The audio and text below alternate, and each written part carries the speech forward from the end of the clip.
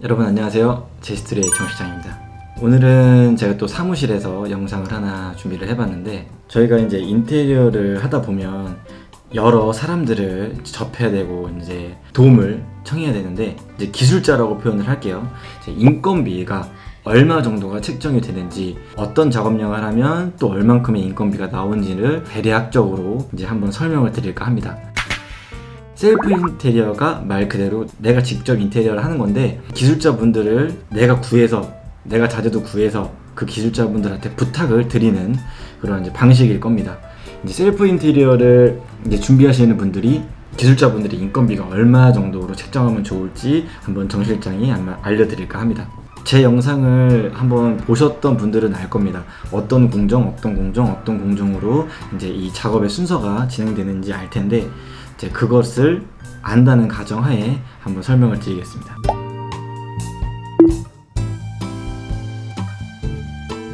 인테리어를 시작하게 되면 철거를 먼저 해야 되겠죠. 철거를 할 때 이제 들어가는 인건비, 딱히 이제 큰 기술을 요하지 않고 간단한 드릴이나 간단한 공구만 다룰 줄 알면 철거는 거의 다 이루어지는데요.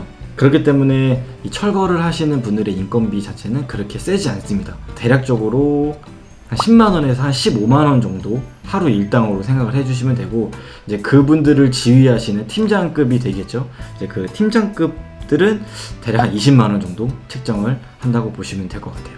어떤 부분에 대해서 철거를 하는데 사람 하나를 부르고 2명을 부르고 이것을 정할 때 금액대는 한 10만원에서 15만원, 철거 업체를 불러서 이 부분을 다 지휘를 하고 싶으시다고 하시면 아마 그 팀장들은 한 인건비를 한 20만원 정도 책정을 해서 아마 설명을 드릴 겁니다. 그렇게 해서 철거를 다 끝마쳤다면 설비를 해야 될 수도 있고, 뭐 전기 공사를 해야 될 수도 있는데, 설비를 만약에 해야 된다, 뭐 이제 간단하게 뭐 급배수라든지 뭐 이런 것들이 조금 변경이 돼야 된다라고 했을 때, 큰 공사일 경우에는 대략 하루에 인건비를 20만원에서 25만원 정도를 받으면서 설비 기술자분들이 움직이시고, 그게 아닌 이제 조그마한 부분 공사가 되겠죠. 그런 부분들은 일당이 아닌 이 급배수나 이런 것들에 대해서 그냥 자재나 이런 것들을 다 포함해서 아마 견적을 주실 거예요. 그렇기 때문에 인건비로 책정을 하긴 어렵고, 뭐 예를 들어서 간단하게 여기 있는 수전을 이쪽으로 옮기고 싶어요. 근데 이런 것들을 하루 인건비를 다 주면서까지 사용할 필요는 없는 부분이죠. 여기에 있는 수도를 이쪽으로 옮길 때 뭐 이런 간단한 부분들은 자재비 플러스 인건비 해서 그냥 아웃라인을 아마 알려드릴 겁니다. 그래서 그거를 기준으로 금액을 잡으시면 되고, 큰 공사의 경우에 하루 만에 끝나지 않는 작업일 때는 인건비로 계산을 하시면 좋을 것 같아요. 전기 분야도 마찬가지입니다. 기술자가 와서 하루 종일 해도 끝나지 않을 작업이라고 하면 인건비로 가늠을 하시면 되고, 콘센트나 뭐 조명을 바꿔드리는 그런 간단한 작업일 경우에는 하루 이상이 걸리지 않기 때문에 내용을 확실히 전달하고 이 내용에 대해서 금액이 얼마인지 여쭤보시는 게 좋을 것 같아요. 인건비로만 계산하진 않아도 돼요. 그럴 소규모의 공사일 경우에는요. 그래서 전기 일당도 대부분 기술자분들이 20만원에서 25만원 정도 받고 있고요. 그리고 인테리어 꽃이라고 불리죠. 이제 목공입니다. 목공은 이제 흔히들 많이 아실 텐데, 이게 기술자가 있고 이제 보조를 해주는 서포트 하시는 분들이 있습니다. 줄여서 기공, 조공이라고 부르는데, 기공은 대략 25만원에서 30만원 안에서 많이 책정을 하고 있고요. 그리고 이제 조공은 15만원에서 한 20만원 정도 책정을 하고 있습니다. 대부분 이제 기술자분들이 25만원을 받는데, 이제 장비대를 따로 받아요. 이제 목수분들이 가지고 계시는 장비를 사용을 해야 되니까 그런 장비대를 하루에 5만원씩 책정을 해서 받더라고요.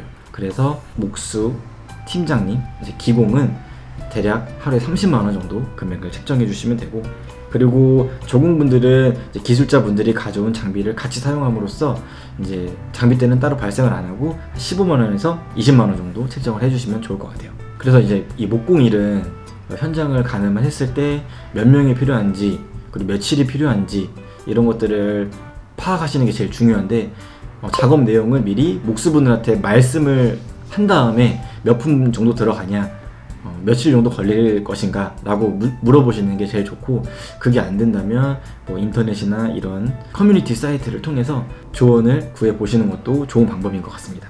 그리고 이제 목공을 다 끝냈다면 뭐 필름, 타일 작업을 해야 될 텐데, 필름도 마찬가지로 팀 단위로 많이 움직여요. 그래서 팀장은 25만원 정도 받고 팀원은 한 20만원 정도 책정을 해서 계산하시면 될 것 같고, 목공도 그렇고 필름도 그렇고 자재비보다는 인건비의 비중이 크기 때문에 선 견적을 받아보시는 게 제일 좋습니다. 그리고 타일입니다. 타일은 뭐 흔히 많이 아시겠지만 인건비가 목수나 다른 거에 비해서 굉장히 비싸죠. 일당은 대략 하루에 30만원 정도 책정을 하는데, 또 이렇게 받으시는 분도 있어요. 화장실 한 칸을 타일을 붙여주시고 매직까지 다 넣어주시는데 대략 뭐 35만원에서 40만원 정도 이렇게 받으시는 분들도 있고, 그리고 일당이 아닌 평당 받으시는 분들도 있어요. 평당 대략 한 45,000원 정도 이제 책정을 하는데, 이제 식대랑 이런 거는 별도입니다.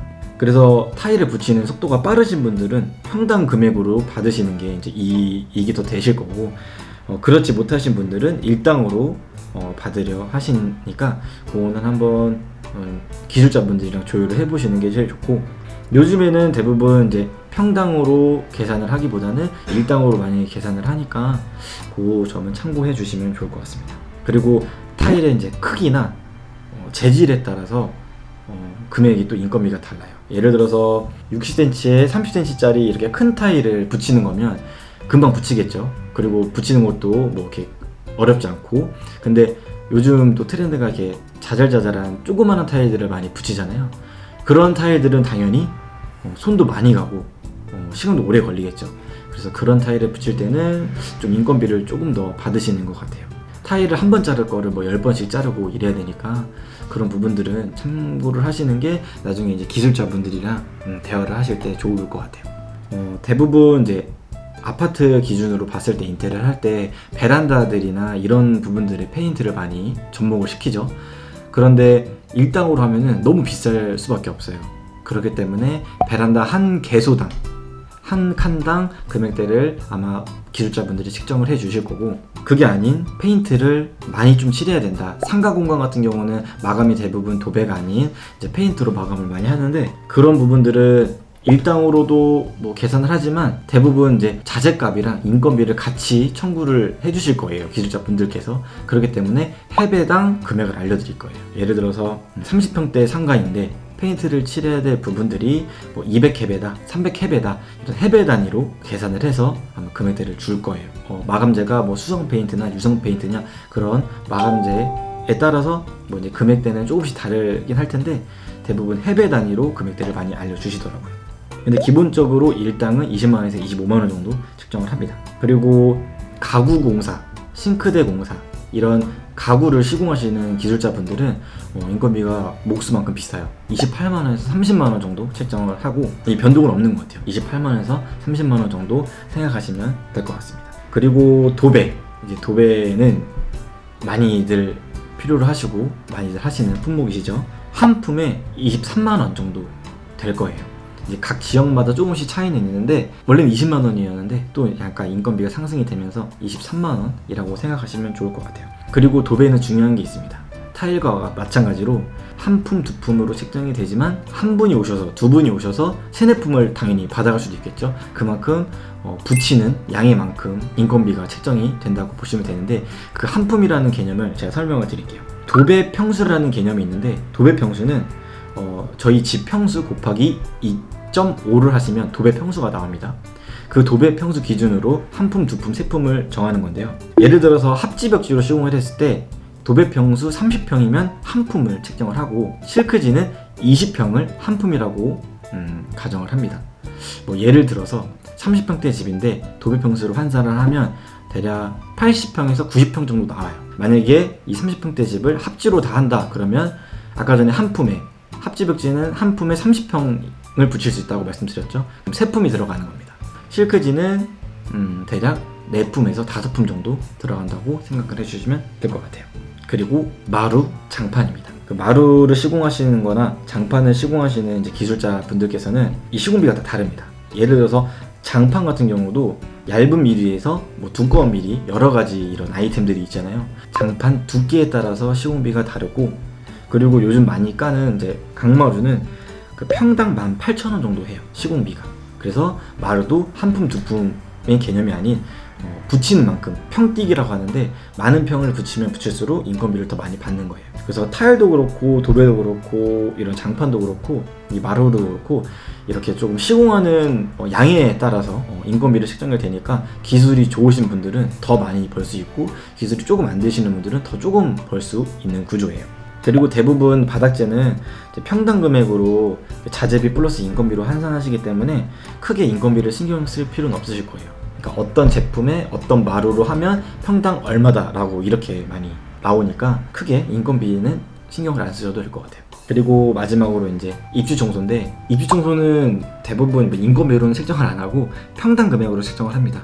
그래서 싼 곳은 10,000원부터 비싼 곳은 15,000원까지 있어요. 평당 10,000원짜리는 조금 이제 청소의 디테일이 떨어지고, 평당 금액이 올라가면 올라갈수록 이런 청소의 이제 퀄리티도 좋더라고요.